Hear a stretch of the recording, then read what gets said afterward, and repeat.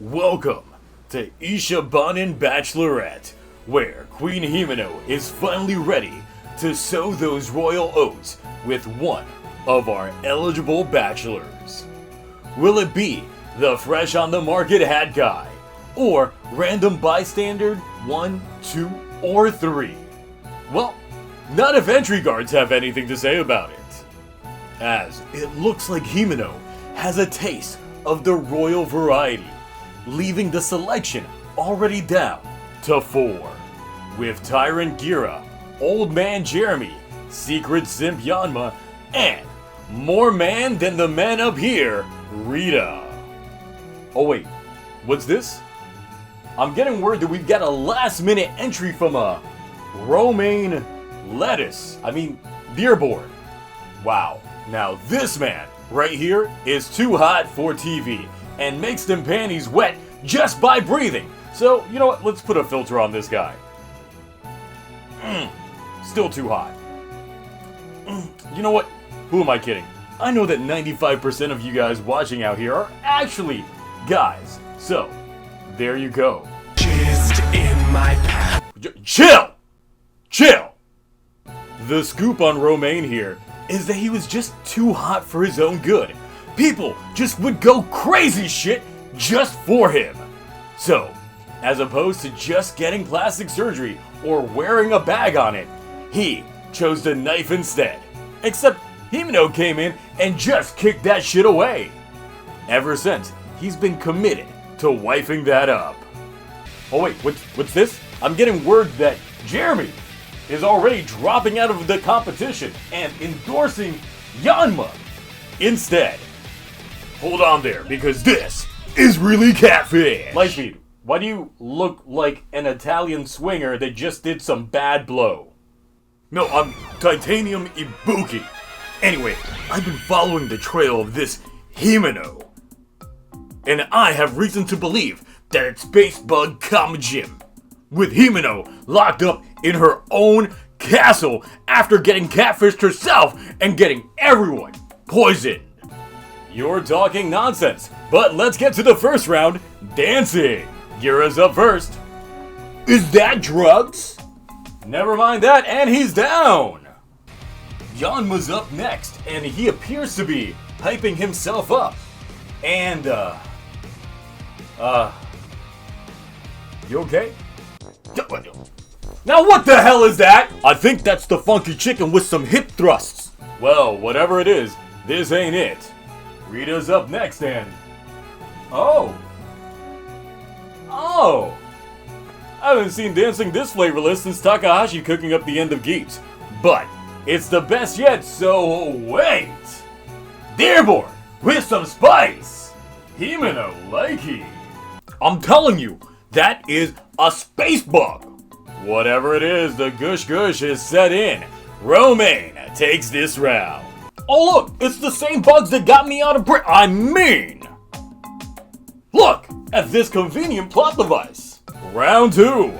Let's see if they can bring back the whisper talk after it's laid dormant since the Yin Yang twins last succeeded back in 05. Gira, back up in and what the hell was that? Alright, Yama's stiffness should give him the upper hand. Just wait till you see my dick. Well, that's not Yama's voice. Oh wait, no, it's Jeremy putting his white thing right on his shoulder. Can we play that real quick?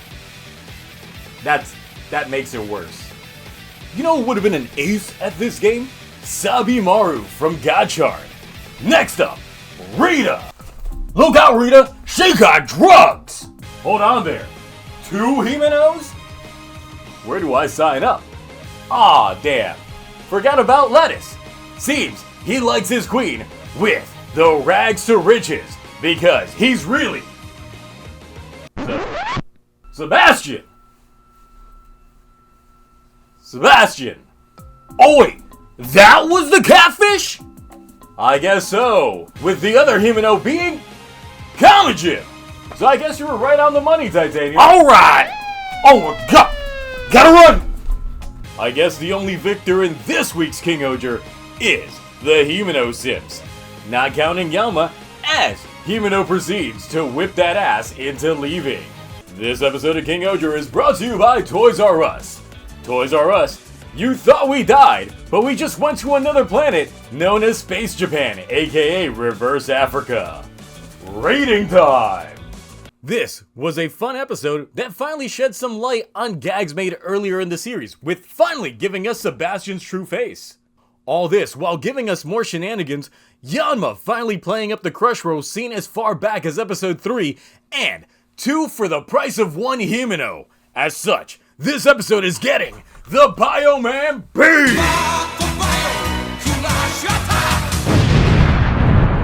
Really, this was more of a flyby episode than not. A simple weekly outing that didn't do much for the total story, as there's a lot of things that just appear to happen without proper rhyme, and the reason is up to interpretation. While Himeno is locked up, she and the whole of the citizens are infected with a space sickness that theoretically should not have any chemical compound to have such a cure right away. And as opposed to using real-world events, I'll just use in-show events to explain. Previously, there had been a venom that was going around that originated from Scorpy. In order to counteract that and find a cure, Himeno had to collect a proper sample from Scorpy to be able to analyze. But there was no pure string of this infection for Himeno to study. And if someone from Ishibana were to study it, it would have likely been done by kick-ass mate Cleo Urbanus. But nah, it's still really left up to interpretation at this point. Then it's the convenient timing of the zombie Bugnarok to the prison Himeno was being locked up at and break her out only to get beaten up by Cleo. They couldn't just simply get the keys and bust her out. I mean, it's Himeno's own personal holding cell. I doubt Kamajin would have changed the locks. A simple key would have sufficed. Also, this show does love itself some syringe poison. Even with the close proximity Kamajin had with all the kings, we know that the poison was airborne. He could have just crop dusted them at any point in time. But nah, dramatic syringe. But those are the logistical issues that I have with this episode, as everything else was actually pretty fun. The biggest absurdity comes in the form of Sebastian's true self being romaine lettuce. I mean Dearborn. Which I guess we find out more about the royals of Ishibana, as him being a duke implies that him and Himeno probably have some shared ancestry, with Himeno's line being the one of the direct line of succession. But who knew that being really good looking could have been such a curse, huh, Zoolander? Since that is the tragic backstory of Mr. Lettuce, being so fine that he just couldn't take it. It literally was that one Squidward episode of SpongeBob. Even Kamajin was swayed by him. Did you see that tongue work? Yama continues to shine even in episodes that are not about him, as the dynamic of finally getting a proper shot with Himeno proved to be too much for him, as he just tensed up every single time. While Jeremy was the wingman for him, taking things to the extreme just to try and do him a solid, only for it to go down south. Good thing it wasn't the real Himeno though. The cast dynamic really is one of the best things about this season, but still, with its original serialized nature, the story elements that play a key role into the events at first seemed very rock solid. And as we start approaching the end of the series, we start to bottleneck the show if we don't have proper explainers for them. It's once again a game of the early set pieces of the show set the tone for it going forward, where you can't have a foundation set early on just to break fully from the establishment halfway. For example, Gira's backstory.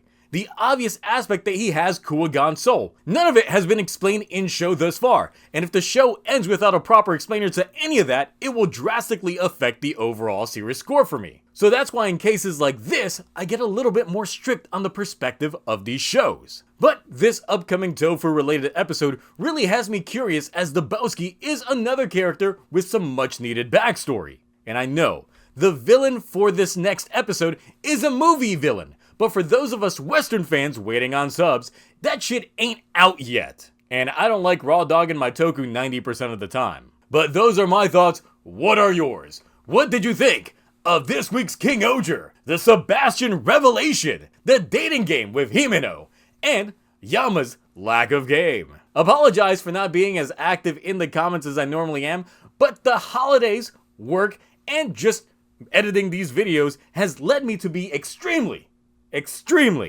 sleep deprived. So I hope you understand, and hopefully after the holidays, things start cooling down a little bit.